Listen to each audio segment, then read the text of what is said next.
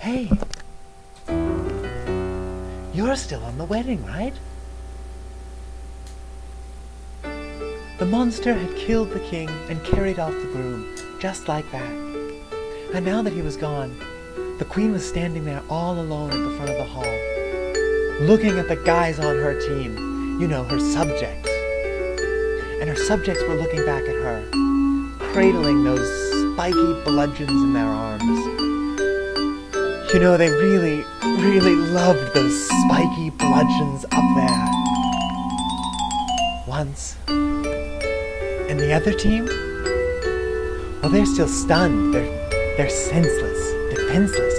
Many are trapped under the tree that came crashing into the hall when the monster escaped. And so the queen and her boys, well, they look at each other and they share a moment, and she gives them what they want. She just nods at them. Just one nod.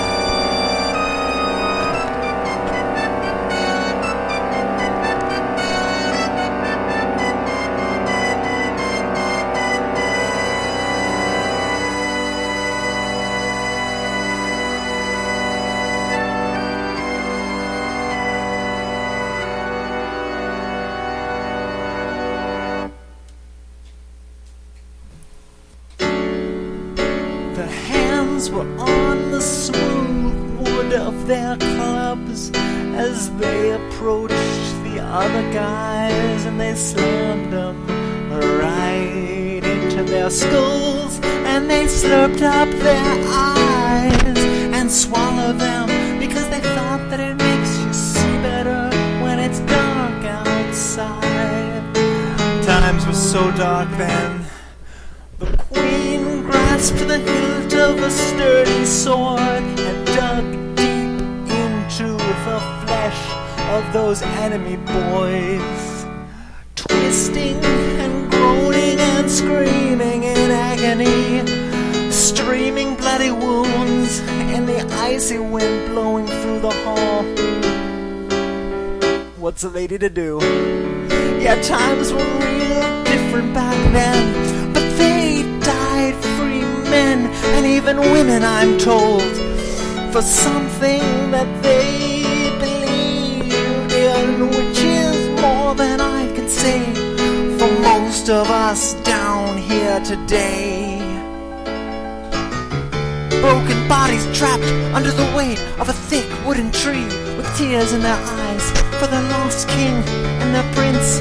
They'd never taste the sweet sweat and blood of battle again. The hearts of their killers sang in tune with their own as their heads and their bodies all got mushed up by weapons.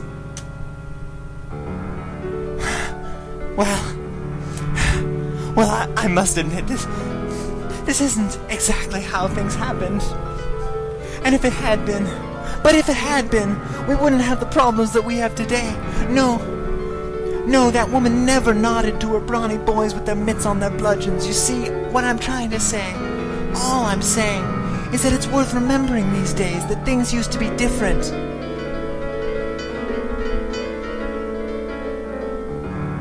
I tell you, that wedding was the beginning of the end for life in the North Country, even without the deadly monster attack. They used to believe in something. And if they had held fast to what their fathers and their grandfathers have stood for, well, things wouldn't be the way they are now. We wouldn't have this problem. Remember that.